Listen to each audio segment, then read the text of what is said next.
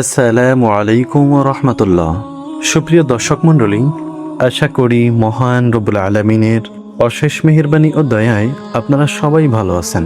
প্রিয় দর্শক, আজ আমি আপনাদের সামনে এমন একটি দোয়া নিয়ে হাজির হয়েছি যে দোয়াটি প্রিয় নবী সাল্লাল্লাহু আলাইহি ওয়াসাল্লাম নিয়মিত পাঠ করতেন। এই দোয়াটি আপনি যদি একবার পাঠ করে নেন তাহলে সকল সফলতা আপনার কাছে ধরা দেবে ইনশাআল্লাহ। আপনি দিনের শুরুতে অথবা কোনো কাজে বের হওয়ার সময় দোয়াটি একবার পড়বেন।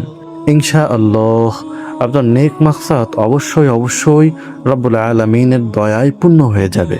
আপনার মনে যে কোনো নেক বাসনা, মনের ইচ্ছা পূরণ হবে এবং যে কোনো দোয়া আপনি যখন করবেন এই দোয়াটি পড়ে তারপর আল্লাহ রব্বুল আলামিনের কাছে চাইবেন, অবশ্যই আল্লাহ রব্বুল আলামিন কবুল করে নেবেন।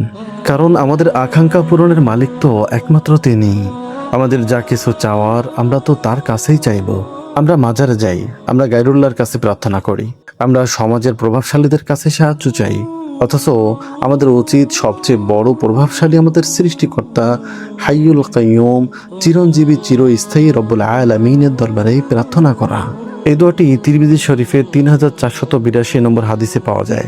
আবু দাউদ শরীফের 1549 নম্বর হাদিসেও পাওয়া যায়। নাসাই শরীফের 5470 নম্বর হাদিসে পাওয়া যায় এবং মুসনাদে আহমদ 6561 নম্বর হাদিসেও পাওয়া যায়।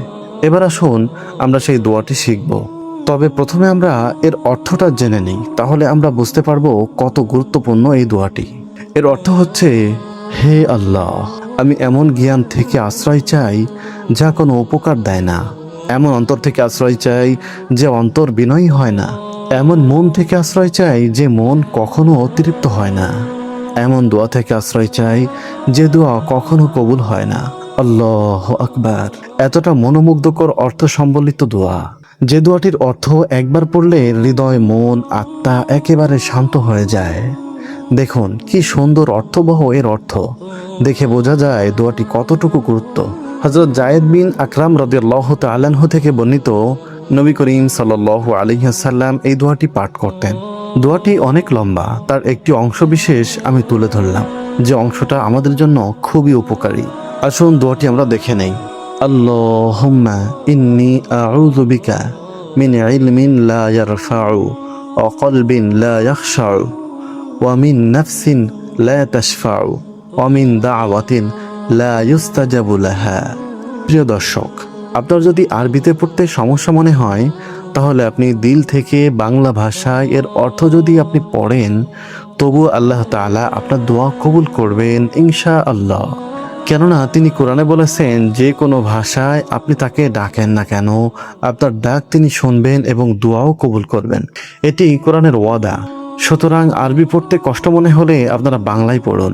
আমি তো বলবো আরবির পাশাপাশি অন্তত একবার হলেও বাংলায় অবশ্যই পড়া উচিত, কারণ বাংলা ভাষায় দোয়াটি পড়লে আপনি দোয়াটির মূল অর্থ অনুধাবন করতে পারবেন।